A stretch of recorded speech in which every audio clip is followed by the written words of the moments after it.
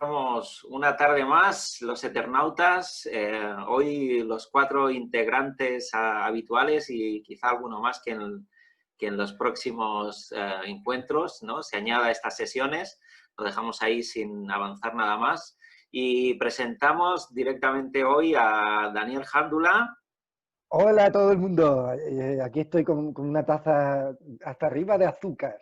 Bueno, eso está bien. Lo del azúcar hoy creo que tiene mucho que ver, ¿no? Con lo que vamos a hablar, ¿no? Sí, sí, Estupendo. sí. Lázaro Covadlo, Hola, muy buenas tardes. aquí lo tenemos también. Él no falla ni un solo día y tampoco David Monteagudo.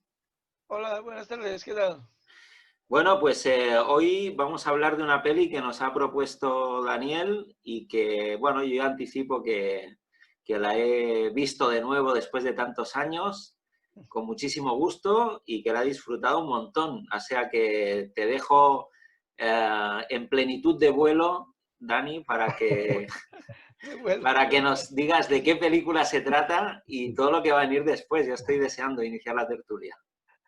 Qué bien, qué bien. Bueno, hay que decir que vosotros sois digamos, los Eternautas primera generación, los originales. Yo soy un agregado, en realidad.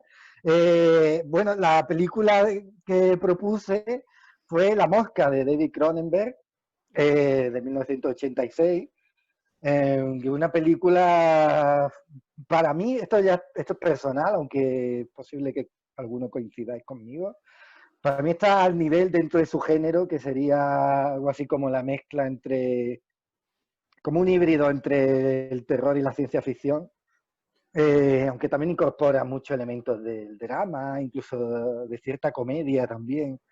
Pero para mí está como en la cima, digamos, de ese cruce entre el terror y la ciencia ficción. Yo la pongo al nivel de Alien, de Ridley Scott. Yo las pongo a las dos a la misma altura.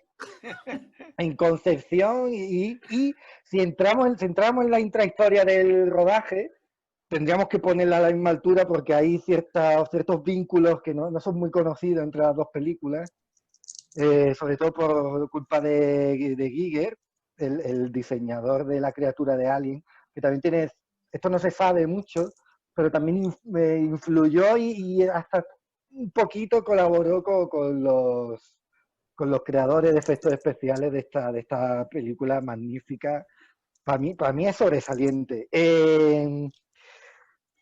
Ya no solo por el concepto, que ahí sí quizá Alien, por supuesto, es mucho más importante y es mucho más mítica, ¿no? Ya no solo por el concepto estético, que es capital, sino también yo la pongo en un nivel bastante alto por cómo mezcla ya no solo muchos géneros, sino también muchas cuestiones tanto de la ciencia como de la psicología, de los personajes, hay multitud de cosas. Es una película que conforme la vas viendo diferentes visionados, siempre vas descubriendo muchas cosas distintas. Eso es algo que tiene sin ninguna duda, ¿no?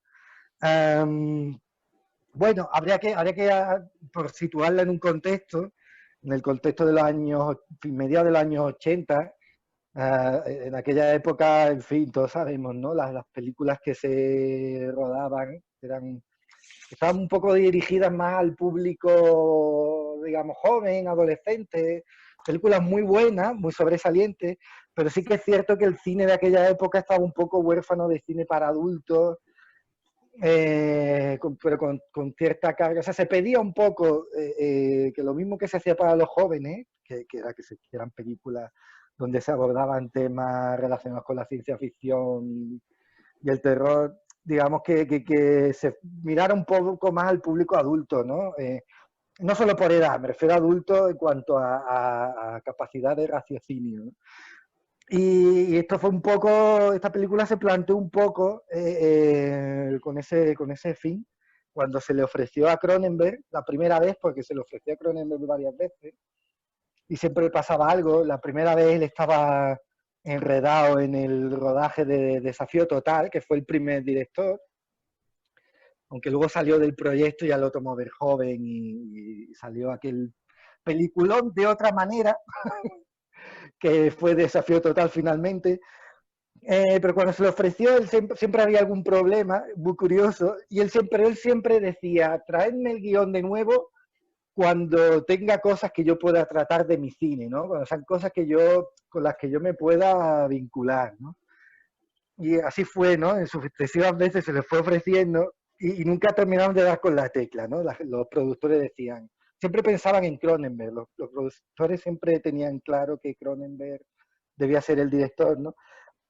Y siempre decían, ¿qué es lo que tiene el cine de este hombre? O sea, que tiene que tener el proyecto para que este hombre le convenza, ¿no? Hasta que vieron la película de este hombre de Scanners, y bueno, también películas anteriores como La Zona Muerta y sobre todo La Capital, que fue todavía de su época canadiense, porque hay que decir que Cronenberg es canadiense, vinieron de dentro que es esta película un poco jugando con el gore, ¿no? Porque decían, bueno, te dejamos que hagas cosas gore, y él decía, sí, pero todavía no habéis pillado mi cine en qué consiste, ¿no? Y es todo este concepto que él desarrollaría, en realidad donde mejor lo desarrollaría sería en Videodrome, pero aquí en La Mosca ya apuntaba mucho a ese tema, que es el tema de la nueva carne, ¿no? Y sobre todo el concepto, que lo que mejor resume a esta película, que es el de transformación, que es con el que yo creo que con el que más vamos seguramente a hablar, ¿no? Entonces, bueno, hay dos, como digo, hay dos, cuando ya los productores se dieron cuenta de que lo que le interesaba a Cronenberg era el concepto de la transformación y de la fusión, entonces ya por ahí se pudieron encauzar las negociaciones y se pudo realizar por fin la película. También aparte que Cronenberg quedó liberado de sus compromisos y ya se pudo centrar en este peliculón. Voy a hacer un pequeño resumen de la sinopsis, que no lo he hecho aún, porque me interesaba sobre todo soltar estos dos conceptos, ¿no? Por un lado fusión y por otro lado transformación, ¿no? La base es muy simple, tenemos un científico, este está Seth, ¿cómo es? Seth, Teleportación. no, me estaba acordando del nombre del científico. Seth. Se llama Brandel. Seth Brandel, Brandel no sé qué. Grande, gracias. Sí, Seth es el nombre de pila. Él es un tipo que ha dado, efectivamente, como apuntaba Lázaro, con la fórmula para teleportar. Él dice teleportar en el original, aunque estamos hablando de teletransporte, efectivamente. Aunque está en una etapa en la que todavía no ha terminado del todo de dar con la clave, porque él, en el punto en el que empieza la película, él ha dado con el modo de teletransportar objetos inanimados, ¿no? Objetos inertes, ¿no? Pero en el momento en el que se introduce un aspecto orgánico en esa teletransportación, algo falla, ¿no? Entonces ahí conocen una fiesta a una periodista de una revista científica y, en fin, surge una parte del torrido romance. Es la señora Davis, que es muy mona, por cierto.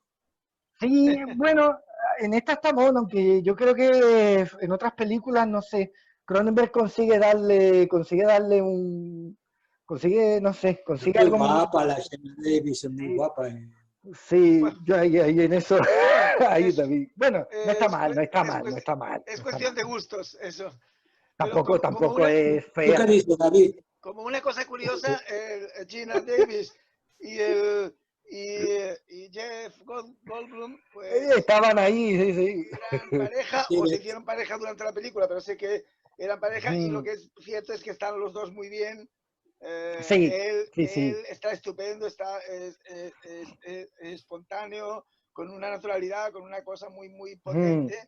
Y curiosamente son dos grandísimos actores, porque son muy altos. Él mide casi 2 metros y ella mide casi 1,90 m. O sea que, curiosamente. Ella fue atleta olímpica también en su época. No me recuerdo en qué disciplina, algo relacionado con la gimnasia, pero no recuerdo exactamente con qué. O con el tiro con arco, puede ser, no sé. Bueno. Era ¿Con la gimnasia o con la magnesia?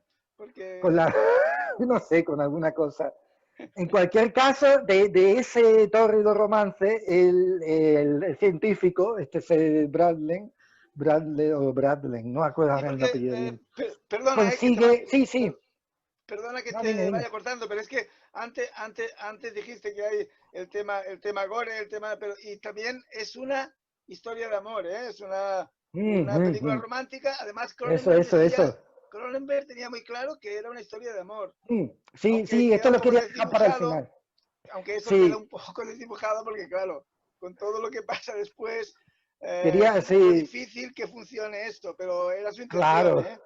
No, no, y lo consigue porque tanto cómo el científico descubre qué es lo que tiene que hacer para que su invento funcione, como para el desarrollo y el desenlace de la película, es muy importante la relación entre ellos. Sí, Y sí, también con este examante que se convierte en jefe de ella, sí. ¿no? Que es el director de la revista científica, que es un poco, que es muy curioso porque a lo largo de la película el espectador empieza cayéndole mal, a mí al menos me pasaba, que al principio me caía muy mal este tipo, luego cambiaba un poco este vínculo que el espectador tiene con este personaje, después como que se va modificando, y al final hay una mezcla, hay una cosa entre un tipo que es un poco baboso, pero que al final es el que salva la situación, ¿no?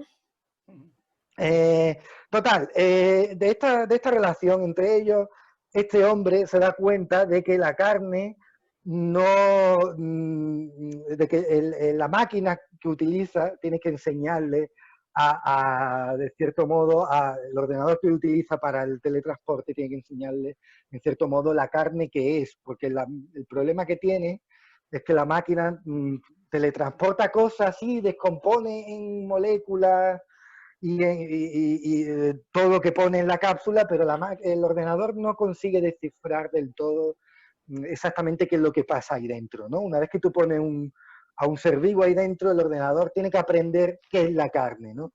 Tiene que aprender de qué estamos hechos realmente, ¿no? Y eso es lo que él un poco consigue descifrar a través de una escena sexual que tiene con la novia, ¿no? Total, avanzando un poco en la trama, vemos que cuando él, a través de un arrebato de celos que tiene, se vuelve un poco loco y decide que en lugar de esperar de hacer y de avanzar un poco mejor con su ciencia, dice, vamos a hacer otra cosa. Me voy a meter yo directamente en la máquina, porque ya he hecho algunas pruebas y vemos que esto funciona. En lugar de seguir el método científico, que esto es importante, yo me voy a meter en la máquina y ya voy a probar el experimento en mi propio cuerpo, ¿no? Se mete con la mala suerte de que en la máquina entra un intruso, que es una mosca que hay por ahí, ¿no? Entonces al principio funciona bien, parece que todo va bien, ¿no? Y de hecho él ve que algo, él percibe desde el principio que algo está pasando, pero que en realidad va mejor, porque él ve que de repente desarrolla una fuerza grande que puede, en fin, que puede dar volteretas y cosas que solo hacemos nosotros cuando cobramos, ¿no? Cosas que da saltos por el aire, agarrando a la columna, eh, subiendo a una silla, total. Pero ella sí que percibe que desde el primer momento que no, que ahí hay algo que no va bien, ¿no? Total, lo que asistimos es a la transformación de este científico en un ser, en una fusión entre él mismo y ese insecto que se ha colado, que no es otro que una mosca común, ¿no? De tal manera que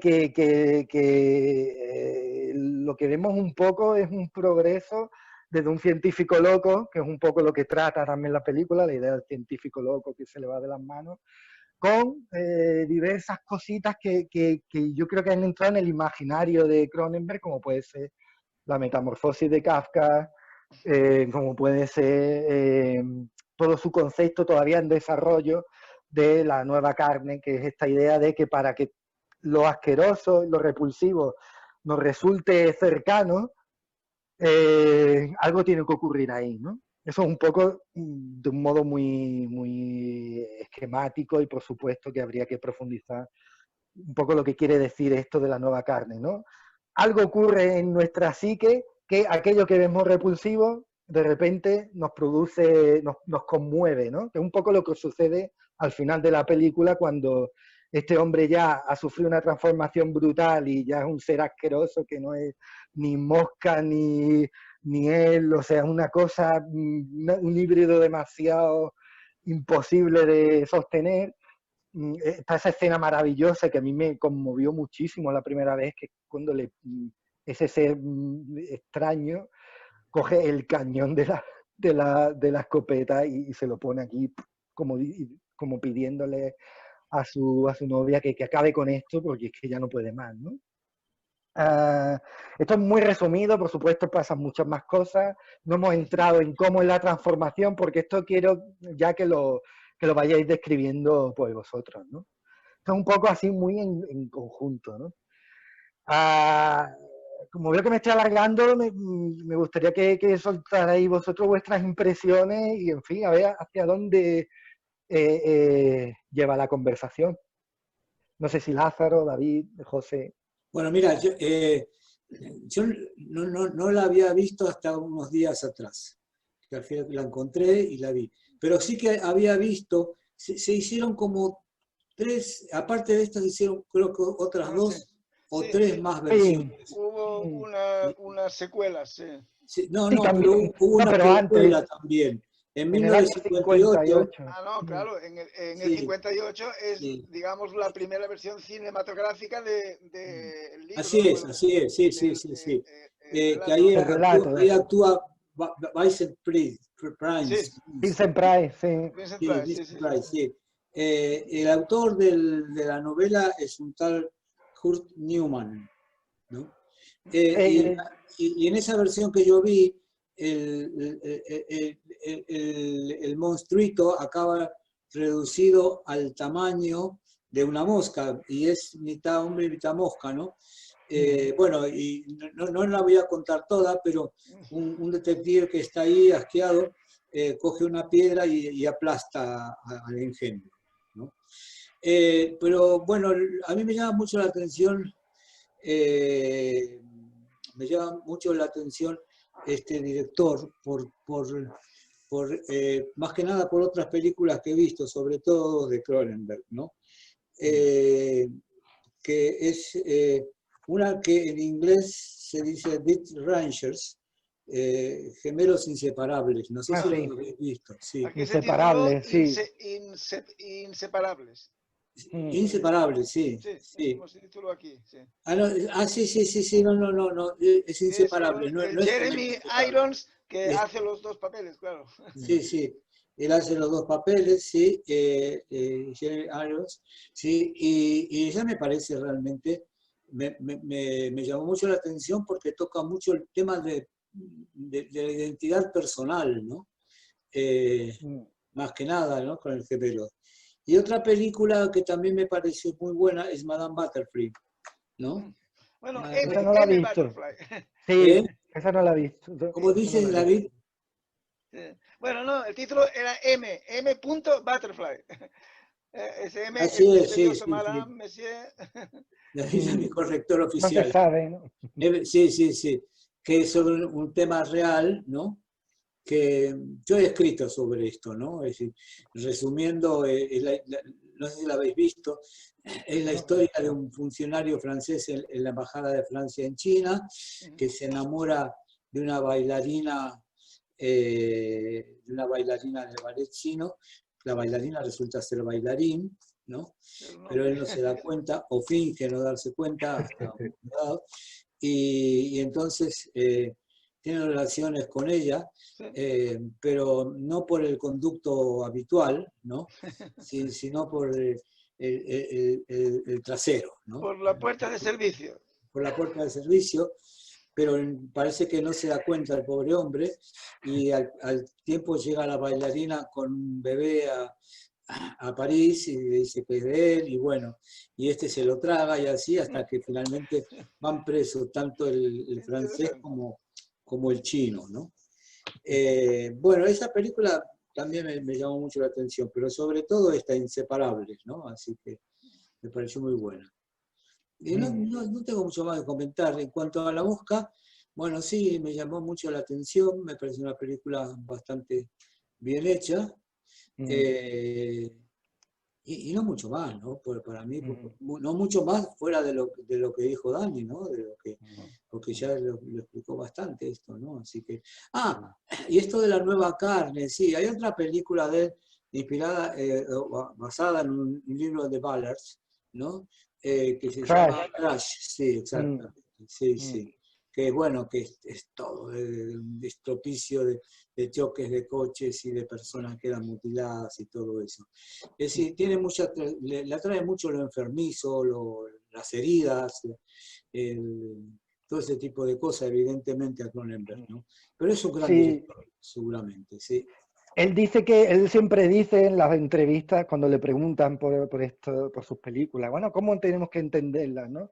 Y es una cosa que tú has apuntado, Lázaro, él siempre dice, insiste muchísimo además, dice que todas mis películas hay que verlas desde la perspectiva de la enfermedad, ¿no? Sí, sí. Está como muy centrado en eso. Es decir, estáis viendo el producto de una mente enferma, no estáis viendo algo muy saludable. Siempre dice eso. Sí, sí, eso es algo cierto que casi todas sus películas al final pueden resumirse, por ejemplo, esta que citaba Lázaro, de esos dos hermanos gemelos que son unos ginecólogos que tienen un gran éxito y que trabajan, o sea, tienen como pacientes a la gente de la alta sociedad, viven estupendamente y cómo se van degradando. Siempre todas sus películas inciden en la degradación hasta extremos ya insostenibles. Entonces, él dice que en realidad está hablando siempre, Cronenberg dice que está hablando siempre sobre la enfermedad y sobre la muerte, sobre los temas existenciales, ¿no? De que vamos degradándonos, que vamos consumiéndonos, que vamos hacia la aniquilación. Y bueno, y Dani ha dicho muchas cosas, ya ha explicado mucho sobre La Mosca, pero en algunas cosas que ha dicho no estoy de acuerdo, ¿eh? Por ejemplo, cuando se ha atrevido a comparar La Mosca con Alien, ¿no?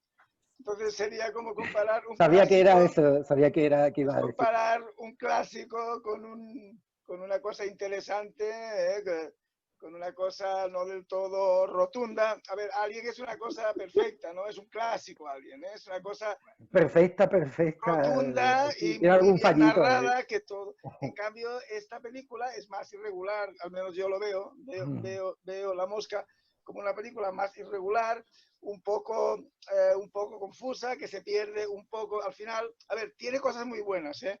Una de las cosas buenas que tiene, por cierto, porque claro, esto es una peli del año 86, cuando yo conocí a mi mujer, a Olga, en el 86, cuando empezamos a salir. ¿Y fuiste ahí al cine a ver La Mosca? Fuimos. ¡Oh! Y es una película de una época diferente. Es una película que dura 1 hora y 36 minutos.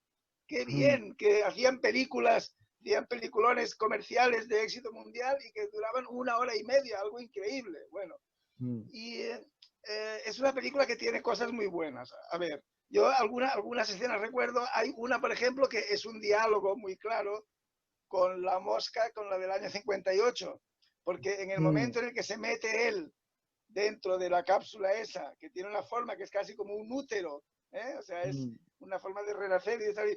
Cuando se mete ahí y hay esos vapores, esas cosas, y cuando sale, es un momento que, claro, cuando no habías visto la película, solo habías visto el tráiler, que era como muy sugerente, y y conocías la primera versión. Claro, cuando él sale de la cápsula esa, estás pendiente a ver qué es lo que sale de ahí. Y sale el Jeff Goldblum, perfecto, más guapo, más atractivo que nunca, más perfecto, o sea, todo sale bien, ¿no? Y dices, ostras, eso es ¿Qué ha pasado? Es un diálogo, está dialogando con la película antigua. Y luego yo recuerdo algunas cosas muy buenas. como ese momento en el que están ellos dos, o sea, cuando ella, la Gina Davis, la chica esta, y el Goldblum y el científico están ya conviviendo en el ático, en el estudio este en el que vivía él, donde tenía su laboratorio, que han tenido una tarde de tórrida y tal, y luego ella estaba durmiendo y él se ha despertado y se pone a hacer gimnasia, a hacer un poco de ejercicio en una barra fija muy alta, ¿no? Una barra horizontal. Y claro, es muy curioso porque cuando está muy bien hecho eso, porque cuando se cuelga él primero se cuelga y piensas, es un científico y como está aquí absorbido con su trabajo y se pasa horas y horas, tiene una barra para hacer ejercicios, para poder hacer un poco de ejercicio, para desfogarse. Entonces ves que el tío se cuelga, que hace unas cuantas flexiones y dice, vale, pero hay un momento en que empieza a balancearse y de golpe el balanceo da una vuelta entera y ahí dices, ojo, esto ya, y entonces empieza a dar vueltas, a hacer unas virguerías que dices, ostras, aquí pasa algo, porque claro, es que él realmente está adquiriendo, porque es una cosa gradual. Él sale de la cápsula como hombre, pero no es que salga como en la película antigua, en la del 58, que es medio que hombre ya, y medio mosca, sino que sale como hombre y a lo largo de toda la película se va transformando en una especie de mosca gigante, que es lo que sale al final. Ahora, yo, todo lo de y bueno, una peli estupenda porque los actores, es una peli con 2 actores, bueno, con 3.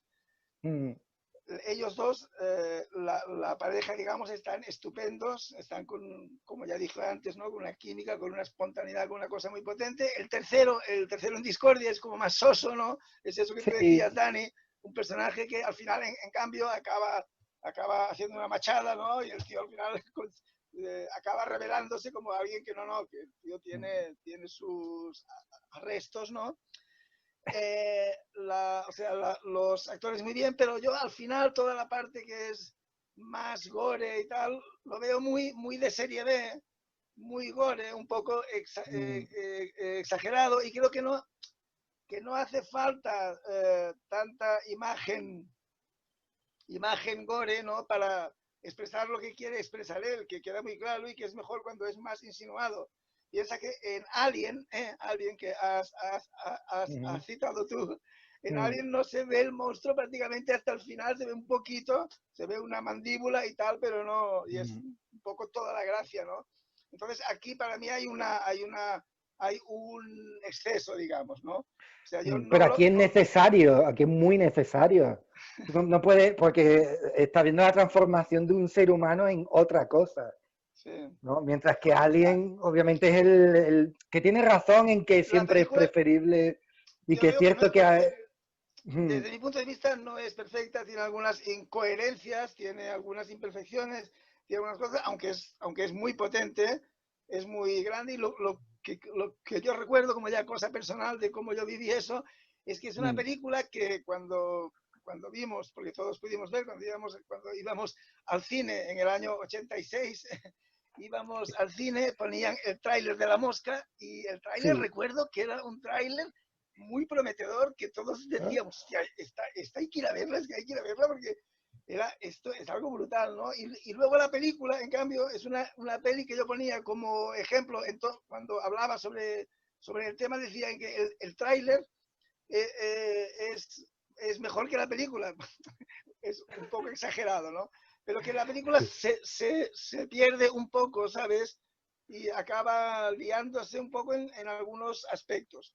A ver, en cambio ahora por curiosidad he visto el tráiler y claro, entonces uno descubre cómo ha pasado el tiempo, ¿no? Porque el tráiler, por la estética y por cómo lo narraban y aquella voz en off y tal, es una cosa que era ahora como muy antigua, ¿no? Y hemos visto tantas cosas en plan de spots, videoclips, trailers, cosas potentísimas, y se queda antiguo, ¿no? Pero bueno, sea como sea, yo soy un poco más crítico, digamos, aunque admito que es muy interesante, pero creo que hay películas suyas mucho más potentes, como por ejemplo la de los dos gemelos, la de los gemelos, la de los ginecólogos, con Jeremy Irons y la Genevieve Bujold, esta actriz canadiense, curiosa, que está muy bien. Y últimamente ha hecho cosas buenísimas como Una historia de violencia. Sí, peliculón. Una película buenísima. ¿Cuál dice? Perdón, una peli seria, digamos, una peli que ya no tiene perdón, no escuché a cuál te referías. ¿Cómo una es? historia de violencia. Una historia de violencia con el... Viggo Mortensen. Con Viggo Mortensen. Que es estupenda, o incluso esa otra que se titula... Creo que se titula Promesas del Este. Sí. También, aunque yo creo que una historia de violencia es mejor. Es muy buena. Es una historia íntima, pequeña, que sí. solo al final tiene una salida, una vuelta al mundo violento, gangsteriles, pero que para mí que es una historia muy perfecta, y muy rotunda y muy, muy buena. Entonces ha hecho cosas más sin necesidad de incurrir, de entrar esas entradas en el gore, que no sé, yo... Lo que pasa es que aquí yo sigo sosteniendo la necesidad de entrar en el gore, en este caso, por lo que comentaba antes, de esta idea de amar al monstruo, ¿no? En la que él incidía tanto en esta época. Es cierto que es verdad lo que tú dices, ¿no? Que sí que se ha vuelto mucho más refinado y mucho más elegante con el tiempo, eso es totalmente cierto. Pero, no sé, a mí porque me parece insólito, este concepto de decir, bueno, el monstruo es esto, pero nosotros podemos empatizar con esa monstruosidad y con esa cosa, ¿no? Aunque quizá en ese punto, ahora estoy recordando El hombre elefante, ¿no? Que era una propuesta que también tenía por ahí. Claro, eso es una película rotunda. Sí, pero ¿sabes qué pasa? Yo propuse La Mosca porque es de estos ejemplos de película que yo la recordaba como muy de serie B, me pasaba lo mismo que a ti, hasta que la volví a ver. O sea, yo la vi hace como 20 años y me parecía pues una película muy normal, que estaba bien, que un poco asqueroseta, porque tiene cada escena que dice, madre mía. Pero hace un par de semanas la volví a ver y de repente fue como, ostras, espérate, es que empecé a verle cositas que las primeras veces no te das cuenta, pero en este nuevo visionado, de repente he descubierto pues, motivaciones psicológicas, un discurso sobre la ciencia, un montón de cuestiones que de repente he visto como la película ha crecido muchísimo. Mucho mejor de lo que recordaba. Quizá es porque tú ya estás un poco degradado, ya estás un poco enfermo, ya eres un poco mosca, eres Handul Mosca, Handul Mosca. Ay, José, ¿qué decías? Venga, José. Comete usted un error. Creo que debería hablar conmigo. Tengo que hacer 3 entrevistas más antes de que acabe esta reunión. Pero no están trabajando en algo que cambiará el mundo. Ellos dicen lo mismo. Sí, pero mienten. Hay un límite hasta para la imaginación. Teletransporte humano, decimación molecular, descomposición y reformación son hereditariamente inevitables. Donde nuestras mayores creaciones se unen a nuestros temores más profundos. No sé. Cuando fuiste transportado, algo falló. Están a punto de ir más allá de ese límite. La Mosca. Esos pelos extraños que te crecían en la espalda, los he hecho analizar. Y no son humanos. Si hubieras visto lo asustado, furioso y desesperado que... Seguro que María Tifoidea también era muy sociable en privado. ¡No! Teme ser destruida y vuelta a crear, ¿verdad? Estás cambiando, Seth. Todo tu ser está cambiando. ¿Qué me pasa? Estoy muriendo. Quiero saber qué es lo que ocurre. ¿Qué quiere esa enfermedad? Quiere convertirme en otra cosa. No. Una mosca se metió en el transmisor conmigo la primera vez que estaba solo y... No vuelvas con él. Podría ser contagioso. ¡Ah! ¡Tengo miedo! No lo tengas. Sí. Ten miedo. Mucho miedo.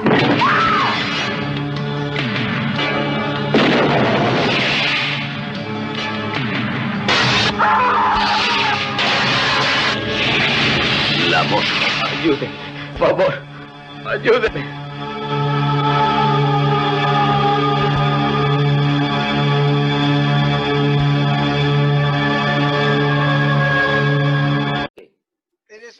mosca cojonera, Daniel. Bueno, pues nada, yo os voy a dar también mi opinión de lo que me ha parecido esta peli, que ya la vi en su día y que guardaba un grato recuerdo de ella y que en estos momentos, después de haberla visto ahora recién, en el día de ayer, pues todavía más. A mí es una película que me ha gustado bastante, no solamente en su momento, sino volver a verla también, ¿no? Habéis comentado cosas, ¿no? Daniel, por ejemplo, hablaba de esto de amar al monstruo, ¿no? Esta cosa de la ciencia ficción también, de la transformación, de la fusión.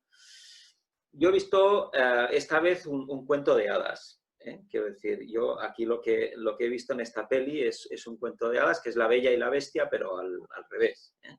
Si en La Bella y la Bestia, ¿no? Tenemos la Bella, ¿no? que la tenemos ahí esclavizada en ese castillo donde está la bestia y amando a la bestia emerge, ¿no? El príncipe. Aquí es al revés, ¿no? En este caso la doncella se enamora de un príncipe. Esto es lo que ella ve en esa fiesta, ronda, bueno, se cortejan. Ahí ya uno se da cuenta que hay cierto interés por parte de él, ¿no? en buscarla. Y ella se deja cortejar, yo creo que se enamora de un príncipe que se convierte en una bestia, ¿no? Y ahí hay una propuesta invertida del clásico, ¿no? De La Bella y la Bestia, que yo creo que tiene su interés, porque obviamente está contextualizada en un ambiente completamente distinto, pero que en realidad los temas que puede plantear en sí mismo, ¿no? La teletransportación y otras cuestiones relacionadas pues con cosas que me imagino que en aquella época o antes se estaban investigando, no sé si ahora también, ¿no? Esto quizá se mire con una mayor ingenuidad, pero quizá en aquel momento, hace ya pues bastante tiempo, ¿no? Podía tener, no sé, algún interés a nivel político, militar, ¿no? Y a lo mejor había gente verdaderamente investigando ese tipo de cosas, pero toda esa capa que tiene que ver con la ciencia ficción, como decías, ¿no? Tú, Daniel, pues bueno, está bien, porque en realidad nos muestra allí esas dos maquinitas, pero todo es muy naif, ¿no? La manera como se intercomunica con la máquina, a través de la voz, ¿no? Alguna pequeña contradicción hay también, ¿no? en el mismo discurso del científico, porque en algún momento a ella, ¿no? Le explica que la máquina no, simplemente hace lo que tú le dices, ¿no? O sea, él la programa y la máquina hace lo que tú le dices. Pero luego, cuando meten al primer mono ¿no? Y sale mal la cosa. Y sale mal la cosa, ¿no? Entonces, ahí ya él deja caer que la máquina no puede interpretar bien, le atribuye cosas relativas a la interpretación, ¿no? Y ya cuando la fusión entre él y la mosca se ha producido y él todavía conserva esa mentalidad de científico, porque además no la pierde hasta el final, aunque obviamente esa transformación que es muy ostentosa en el plano físico, ¿verdad? En el plano mental, quizá nos presenta a alguien con mucho deseo. Primero es un deseo sexual muy fuerte, ¿no? Entre otras de las atribuciones que esta fusión le ha provocado, pero el tipo nunca pierde, ¿no? Esta obcecación del científico por entender lo que pasa, y cuando le explica a ella lo que ha ocurrido, ¿no? La máquina no ha sabido qué hacer con los dos códigos genéticos y ha interpretado que ¿no? Los tenía que mezclar, ¿no? Quiere decir, ahí sí que hay una cierta contradicción también en el mismo argumento, ¿no? Que creo que queda diluido porque no se profundiza en esa cuestión de la teletransportación, porque creo que además no es importante para la película, ¿no? Habéis hablado de que es una historia de amor, sobre todo una historia de amor al final, y obviamente pues yo me remito, ¿no? A ese clásico de esa historia de amor donde se presenta, ¿no? el hecho de amar o sentirse atraído por alguien que de entrada, ¿no? Nos provoca cierta repulsión o no entra dentro de los cánones o directamente es algo monstruoso, ¿no?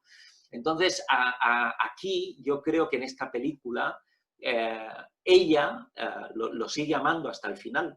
Quiero decir, ella sigue enamorada de ese príncipe que se ha transformado en una bestia y que de alguna manera pone de relieve también, ¿no? Este amor incondicional de muchas mujeres por el hombre que en sus inicios es un príncipe, pero que según van pasando los meses o los años o toda una vida, se acaba convirtiendo en alguien monstruoso y no por ello dejan de amarlo, ¿no?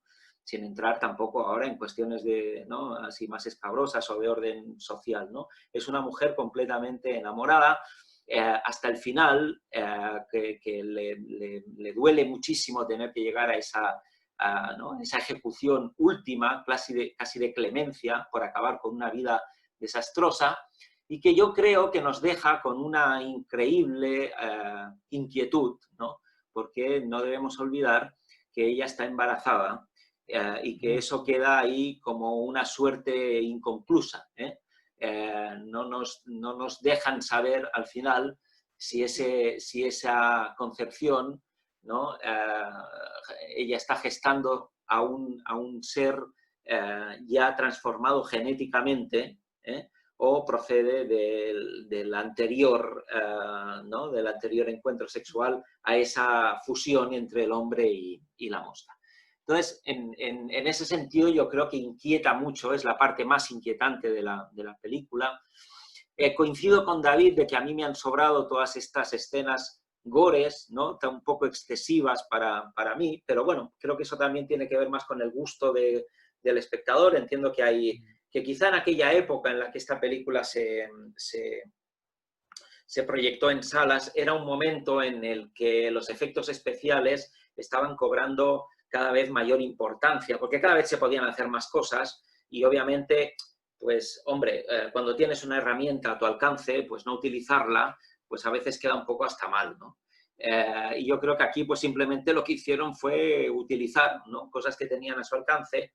Aún así, la mosca en sí misma, esta transformación del hombre, me parece que podría haber sido en cualquier otro insecto o en cualquier otro monstruo, ¿no? Es decir, aparte de algunos pelos, ¿no?, que se le ven por ahí, hombre, mosca, no es, ¿no? O sea, uno ve más a la mosca en ese hiperatleta, ¿no?, que consigue encaramarse a esa barra fija y dar vueltas y casi elevarse por el techo, ¿no?, que luego en esa transformación física.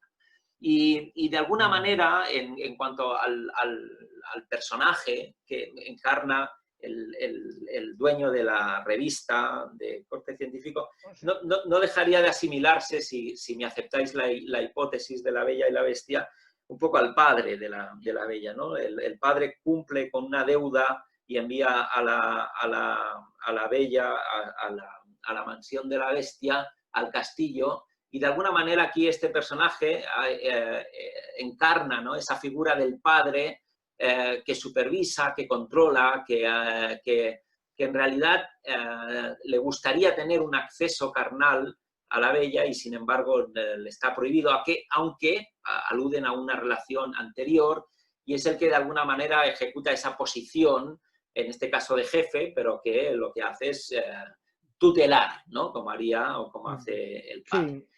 Y luego en lo último, ese padre mutilado, o ese jefe mutilado, depende cómo lo queráis ver, ¿no?, sí que es verdad que se nos aparece como alguien que quizá no era tan malvado, que quizá no era tan, ¿no?, en fin, ese personaje más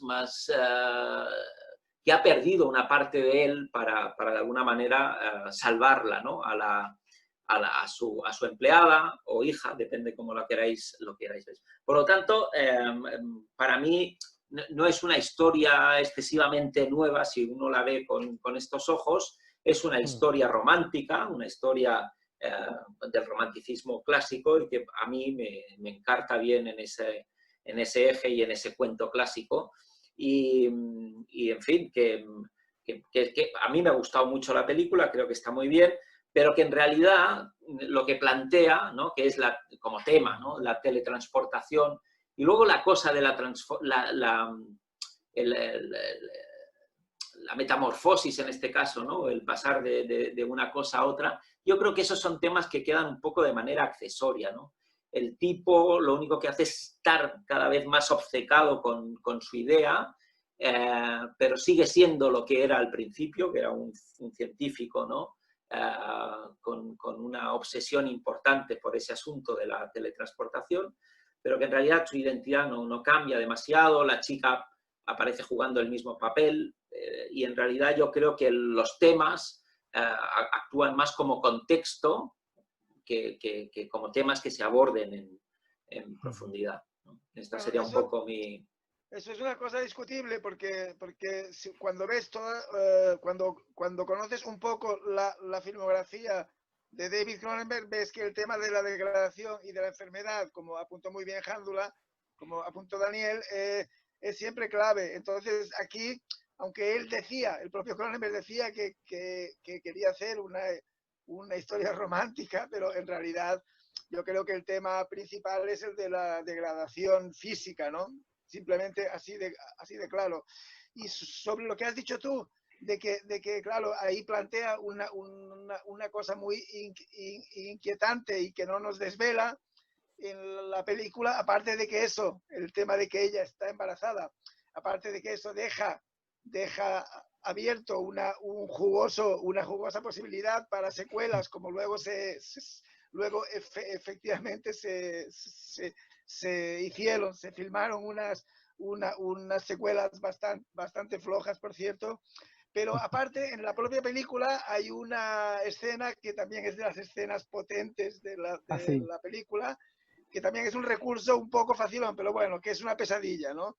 Pero tú cuando lo ves, cuando empieza la escena esa, tampoco tienes claro si te están diciendo cómo acaba realmente el embarazo de ella, porque se la ve a ella que está ya en la sala de partos, como un quirófano con varios médicos, con enfermeras y tal, y están asistiendo y ella ahí con el esfuerzo típico de la larva, sale la larva. A parir. Y entonces cuando empieza a salir aquello, ponen una cara horrorosa, ¿no? Por cierto, que el médico que la hace es Cronenberg, Cronenberg. Sí. Es el propio director en un cameo que hace allí, ¿no? Y lo que sale de ahí es una larva, ¿no? Es una larva de mosca, de insecto, digamos, pero no tamaño larva, sino un poco más grandecita. Entonces, Bichito, sí. Eso es muy impresionante también, es una escena potente y en donde da una pincelada, ¿no? sobre eso que... Bastante adorable, tiene toda la cara del padre, la larva.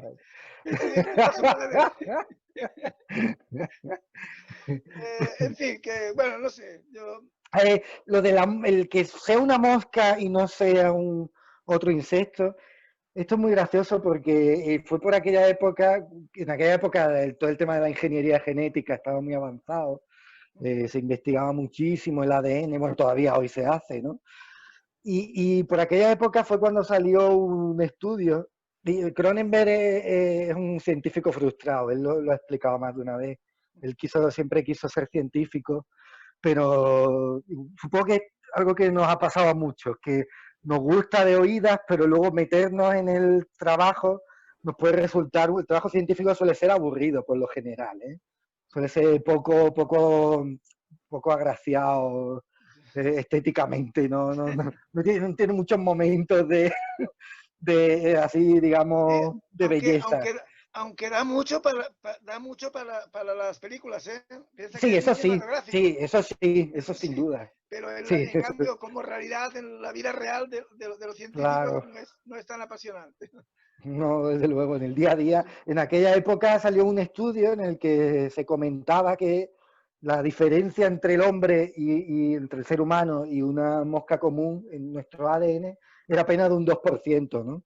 Entonces, claro, ese tipo de cosas a alguien como Cronenberg, pues le tienen que, yo creo que tienen que volar la cabeza, tienen que decir esto, yo quiero hacer esto, yo tengo que hacer algo con aparte de las referencias que ya había apuntado a la peli del 58, que no es exactamente un remake por esta película, ¿eh? Porque se dice mucho, bueno, es un remake de la antigua, aunque dialoga con la original, como ha explicado David, ¿no? Y también con el relato de Langeland, como ha dicho Lázaro, creo.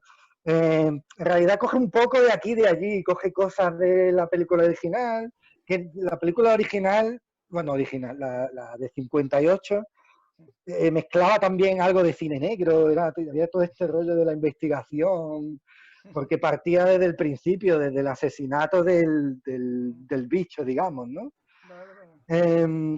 Pero Cronenberg hace una cosa muy hábil, que es que coge lo que le interesa. Dice, bueno, voy a coger elementos de la película del 58, pero también voy a coger cosas de relato, cosas que están surgiendo ahora en la actualidad científica, voy a coger... Y él hace eso que es bastante hábil, que es mezclar aquella idea, ¿no? De roba una sola cosa, te llamarán ladrón, roba 100.000 y te llamarán original, ¿no? Pues un poco lo que él hace, ¿no? Bueno, yo una cosa que sí que quiero apuntar o explicar aquí es el tema del intrusismo laboral. Porque David Cronenberg, que es hijo de un padre que era escritor, periodista, era también editor, y luego su madre también era, no sé si era pintora, era artista, con crítica, no sé qué. Él era un hombre que con una gran base, con una gran cultura, o sea, de una familia en la que había muchísimos libros, con una cultura muy fuerte, y él siempre dijo que quería ser escritor. Y que uno de los escritores que le han influenciado muchísimo en toda su vida es Nabokov, curiosamente. Él dice que Vladimir Nabokov es uno de los autores que han influenciado más en toda su obra. Y ahora, por lo del intrusismo, ahí viene lo del intrusismo, hace algunos años que David Cronenberg no hace cine, una novela, sacó una novela. Escribe novelas, sí. Ya ha publicado y continúa escribiendo. Yo tengo que decir... Aún tenemos más competencia, hombre. Ahora el tío Yo tengo que decir que es mucho mejor cineasta que escritor, ¿eh? Ahí yo lo siento. Que podía estar haciendo películas y tal, y se ha convertido en una especie de mosca cojonera. A mí me chifla Cronenberg, pero me chifla muchísimo, pero tengo que decir que su novela estaba bien, no está un poco un horror, pero no sé, que era muy... Esto que tú algunas veces has dicho, David, ¿no? De que le falta un poco de imaginación, ¿no? De que dice, bueno, digamos que es correcta, pero que además como que vuelve a sacar muchas cosas que ya ha tratado muchas veces en las películas, ¿no?